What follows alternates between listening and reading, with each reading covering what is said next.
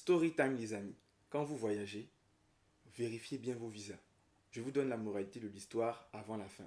Vérifiez bien vos visas. Si c'est écrit single, si c'est écrit double, si c'est écrit multiple. Single, ça veut dire une seule entrée. Tu rentres dans le territoire une fois, ton visa est fini. Double, ça veut dire deux entrées. Tu rentres une fois, tu peux utiliser encore une deuxième fois avant que la date d'expiration de ton visa arrive. Maintenant, multiple, ça veut dire que tu peux faire des allers-retours comme tu veux dans ta période de validité de ton visa. Vérifiez bien ça. Il y avait deux filles qui m'avaient contacté il y a des mois, hein, mais leur histoire date d'il y a un an. Elles étaient allées en Thaïlande parler, faire des achats et des vacances. Et elles se sont dit, bon, vu que Singapour a à côté, c'est même Asie, là, il n'y a pas de visa, pourquoi pas aller à Singapour pour revenir? Elles n'ont pas regardé leur visa. Ils ont pris leur billet d'avion, ils sont allés à Singapour, ils ont payé un aller-retour. Ils ont fini le séjour bien kiffé à Singapour.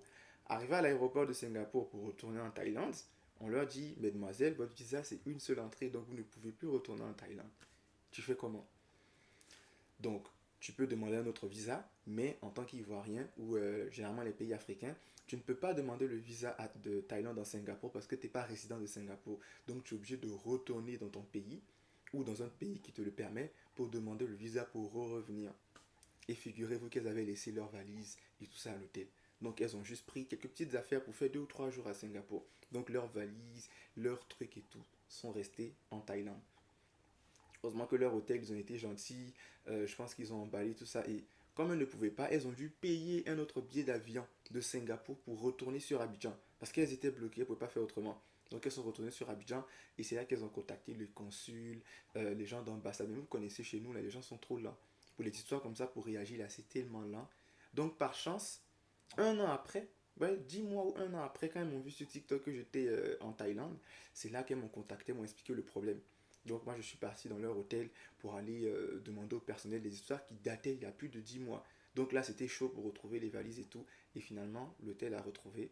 On avait les photos et tout. Elle avait même payé le restant de la chambre d'hôtel avec les gens de l'ambassade. Mais ils ne réagissaient pas. Juste envoyer un agent dans l'hôtel pour récupérer ces affaires-là. Le consul ou bien quoi là. Ils n'ont pas fait. Donc finalement moi je suis parti dans l'hôtel en question. J'ai montré les photos, les preuves et tout. Et ils ont sorti les affaires. Et je les ai pris, je les ai envoyés par la voie maritime. Mais ils ont reçu. Donc, moralité de l'histoire, quand vous avez vos visas, vérifiez bien. Il y a certains pays, c'est une seule entrée. Mais quand tu vas à l'ambassade, bien à l'immigration, avant de sortir du territoire, tu demandes si on peut te permettre un re-entry avec le même visa. C'est très important pour ne pas vous retrouver dans des situations comme ça.